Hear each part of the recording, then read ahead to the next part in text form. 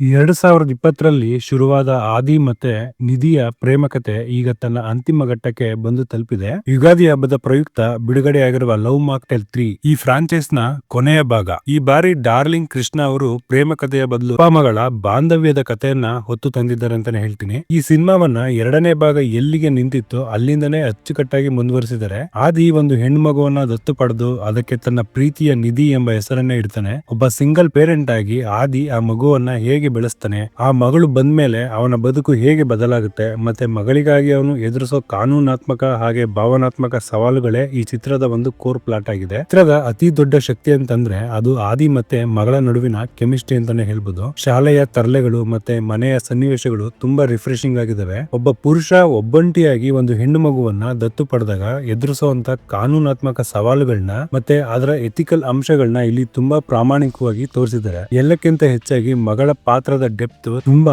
ಗಮನ ಸೆಳೆಯುತ್ತೆ ಅಂತ ಹೇಳ್ತೀನಿ. ಡಾರ್ಲಿಂಗ್ ಕೃಷ್ಣ ಅವರು ಎಂದಿನಂತೆ ತಮ್ಮ ನಟನೆಯಿಂದ ಇಡೀ ಸಿನಿಮಾವನ್ನ ಆವರಿಸಿಕೊಳ್ತಾರೆ. ಕೃಷ್ಣ ಅವರಿಗೆ ಸಿಚುವೇಶನಲ್ ಕಾಮಿಡಿ ಮೇಲೆ ಒಳ್ಳೆ ಹಿಡಿತ ಇದೆ ಅಂತಾನೆ ಹೇಳ್ಬೋದು. ಅದರಲ್ಲೂ ಜಗ್ಗ ಅನ್ನೋ ಪಾತ್ರ ಪ್ರೇಕ್ಷಕರಿಗೆ ಖಂಡಿತ ಇಷ್ಟ ಆಗುತ್ತೆ. ಇನ್ನು ಮ್ಯೂಸಿಕ್ ಬಗ್ಗೆ ಮಾತಾಡೋದಾದ್ರೆ ನಕುಲ್ ಅಭಯಂಕರ್ ಅವರ ಸಂಗೀತ ಸಿನಿಮಾವನ್ನ ಪ್ರೇಕ್ಷಕರ ಜೊತೆಗೆ ಕನೆಕ್ಟ್ ಮಾಡೋದಕ್ಕೆ ಯಶಸ್ವಿಯಾಗುತ್ತೆ. ತುಂಬಾ ಇಂಪಾರ್ಟೆಂಟ್ ಆಗಿ ಮುದ್ದು ಮಗಳೇ ನೀನೇ ನೀನೆ ಅನ್ನೋ ಹಾಡು ಕೇಳೋದಕ್ಕೆ ತುಂಬಾ ಚೆನ್ನಾಗಿದೆ. ಅದು ಭಾವನೆಗಳನ್ನ ತುಂಬಾ ಕನೆಕ್ಟ್ ಮಾಡುತ್ತೆ ಅಂತ ಹೇಳ್ಬೋದು. ಮಗಳು ಬಂದ್ಮೇಲೆ ಆದಿಯ ಲೈಫ್ ಸ್ಟೈಲು ಮತ್ತೆ ಅವನ ಆಲೋಚನೆಗಳು ಹೇಗೆ ಬದಲಾಗುತ್ತೆ ಅನ್ನೋದು ಸಿನಿಮಾದ ಮುಖ್ಯ ಎಳೆ ಆಗಿದೆ. ಈ ಸಿನಿಮಾದಲ್ಲಿರುವ ಸ್ಟೋರಿ ಪ್ಲಾಟ್ ಬಂದು ತುಂಬಾ ಆಶ್ಚರ್ಯಕರವಾಗಿದ್ದು ಸರಣಿಯ ಅಂತ್ಯಕ್ಕೆ ಇದು ಅವಶ್ಯಕತೆ ಕೂಡ ಇತ್ತು ಅಂತಾನೆ ಹೇಳ್ತೀನಿ. ದತ್ತು ಪಡೆಯುವ ಪ್ರಕ್ರಿಯೆ ಹಾಗೆ ಎರಡನೇ ಭಾಗದಲ್ಲಿ ಎತ್ತಿದ್ದ ಪಾಯಿಂಟ್ ಮತ್ತೆ ಕೊನೆಯ 15 ನಿಮಿಷ ಬರೋ ಎಥಿಕಲ್ ವಿಷಯಗಳು ಪ್ರೇಕ್ಷಕರಿಗೆ ತುಂಬಾ ಇಷ್ಟ ಆಗ್ತವೆ ಅಂತ ಹೇಳ್ಬೋದು. ಆಸ್ ಯೂಶುವಲ್ ಕೃಷ್ಣ ಅವರು ನಟನೆ ಮತ್ತೆ ನಿರ್ದೇಶನ ಎರಡರಲ್ಲೂ ಇಡೀ ಸಿನಿಮಾವನ್ನ ಡಾಮಿನೇಟ್ ಮಾಡಿದ್ದಾರೆ ಅಂತಾನೆ ಹೇಳ್ತೀನಿ. ಈ ಸಿನಿಮಾದಲ್ಲಿ ಯಾರನ್ನೂ ವಿಲನ್ ಮಾಡದೆ ಕೇವಲ ಕಾನೂನಾತ್ಮಕ ಮತ್ತೆ ಭಾವನಾತ್ಮಕ ಅಂಶಗಳನ್ನ ಇಟ್ಕೊಂಡು ಪ್ರಾಮಾಣಿಕವಾಗಿ ಕತೆ ಬರೆದಿದ್ದಾರೆ.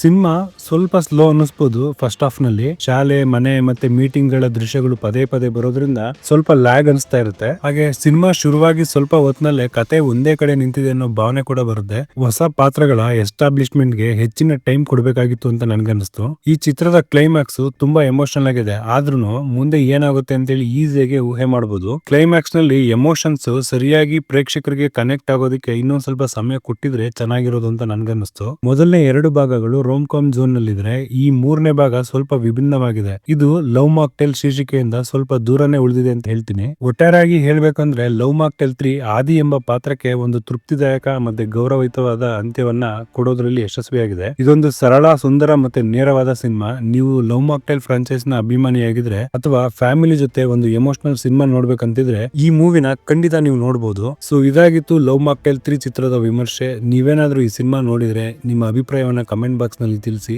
ಮತ್ತೆ ಭೇಟಿಯಾಗೋಣ ಮುಂದಿನ ವಿಡಿಯೋದಲ್ಲಿ. ದಯವಿಟ್ಟು ನನ್ನ ಚಾನೆಲ್ ನ ಸಬ್ಸ್ಕ್ರೈಬ್ ಮಾಡ್ಕೊಂಡು ಸಪೋರ್ಟ್ ಮಾಡಿ. ಅಲ್ಲಿವರೆಗೂ ಟೇಕ್ ಕೇರ್, ಬೈ ಬೈ.